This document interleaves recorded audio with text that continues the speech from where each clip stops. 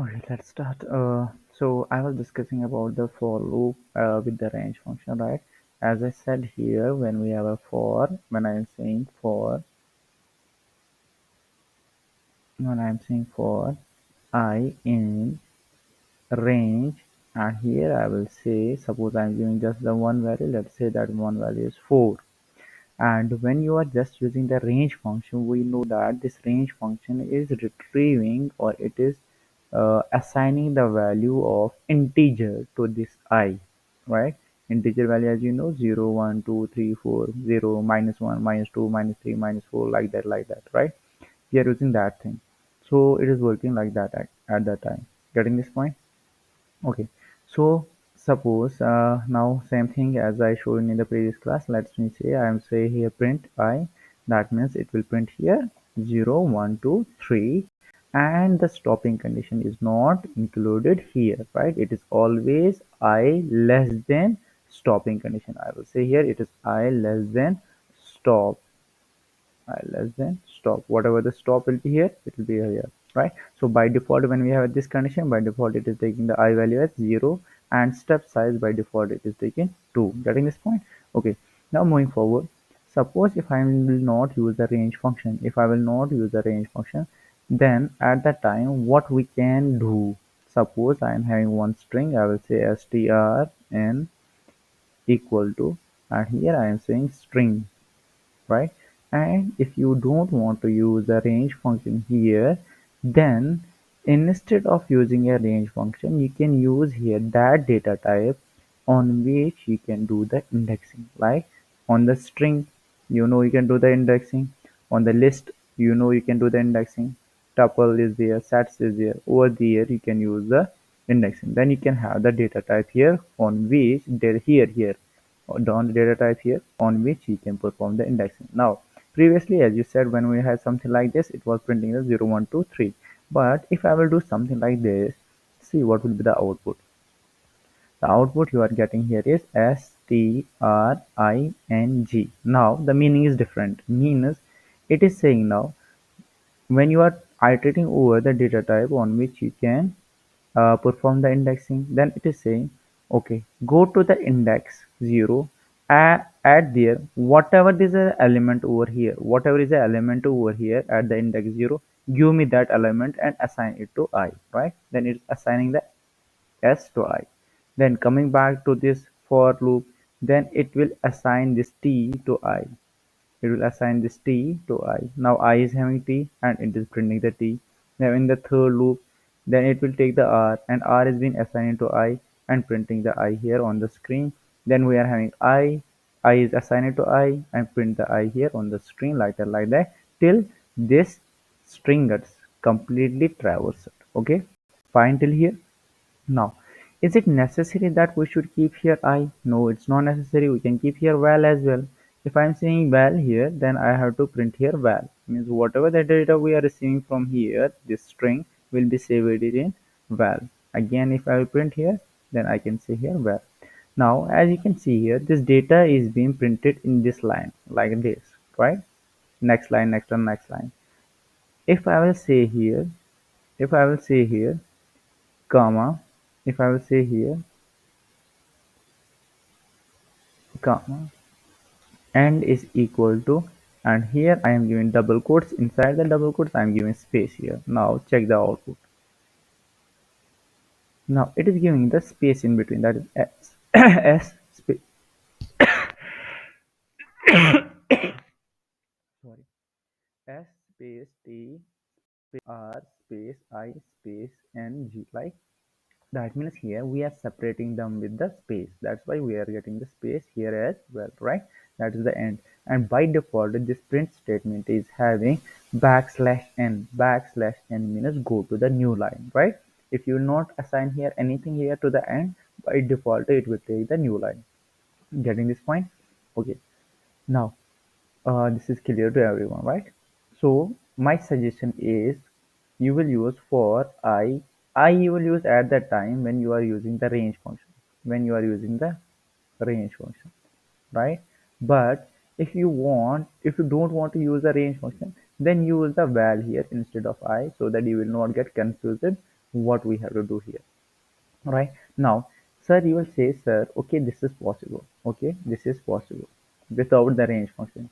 Can you have something using which we can access the values of this string with the help of a range function? Yes, we can do it. Here, we have to pass the integer value. Now, to get the integer value of the string, either we have to count like 0, 1, like 1, 2, 3, 4, 5, 6.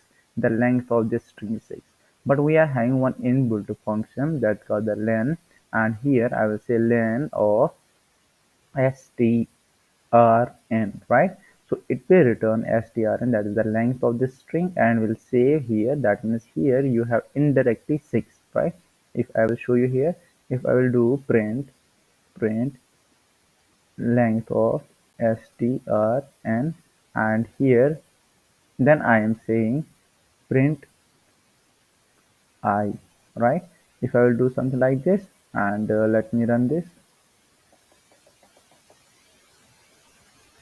and you will get the output like this. String, then you are getting 6. That means the length is 6. Certain thing is happening here. I will tell you what is happening here. Then you are getting the 0, 1, 2, 3, 4, 5. That means this is total numbers printing. You are here is 6, and by default, now here indirectly you are passing here 6, right? Indirectly you are passing here this 6 here, right? That means you are giving the stopping condition here, and it will start from 0 initially, and we know I must be less than stop, right?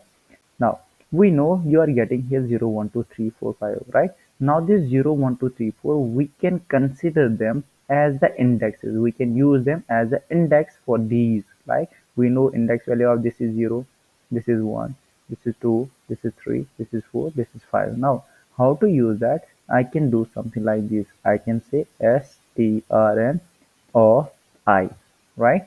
And here I will say something like this: val at, okay, sorry, just a second.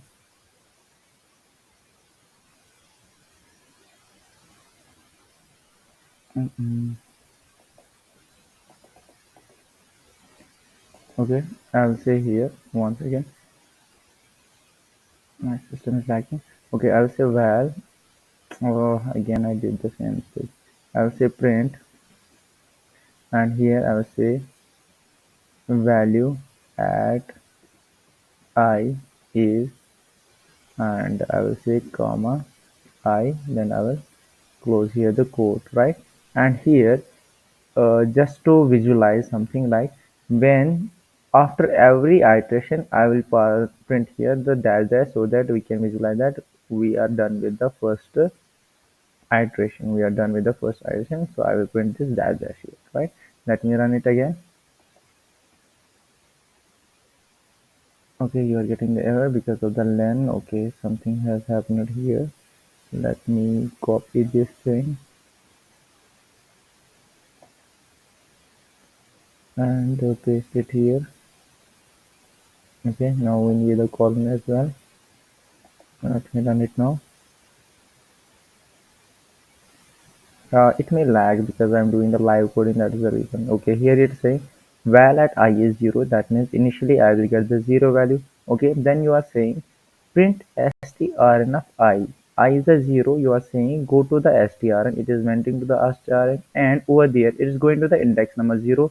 This is my index number 0, and whatever the value is over there, it is printing that. S is present over there, it is printing S. Then we are saying this line. After that it will come back here. Now I will receive here 1. I will be incremented by 1. Previously it was 0, now it is 1. Now you will check, is 1 less than the length of this? Yes, it is length, because length is 6. Condition is true. You will come here, you are saying value at I is 1. That means value at I is 1. Print strn of I is here 1. Then you are saying go to the strn, went to the strn, go to the index 1, went to the index 1. Whatever the value is present over here, print it. The print t is over there. I am printing the t here, right? That means you can use this for loop on any data type on which you can perform the indexing, and you will use it as an index value here when you are using the range function, or you can directly iterate over here, or you can directly iterate over here. We can use the same thing with the list as well. Suppose if I am having the list here and let's say I'm saying 23, 45, then I am saying ABC, right? Let's take the three values only and let me print it. Okay, now it is saying ABC 45, ABC 3, ABC 3, and the length here is 3, right? Then it is saying value at I is 0. Value at I is 0, then it's printing the 323 as well. Same index, it is saying go to the str and went to the str and go to the index 0, went to the index 0 of this list. And over here you are having 23 and it's printing the 23 and 44 like that, like that. Means we can use, we can traverse over the string, over the list, over the tuple, over the set using the val like this directly, or you can use the range function as well. Hope you understand it because this is important too. We will do the lots of questions on these topics. Okay. Okay. Now let's move to the next topic and we will discuss the next thing now.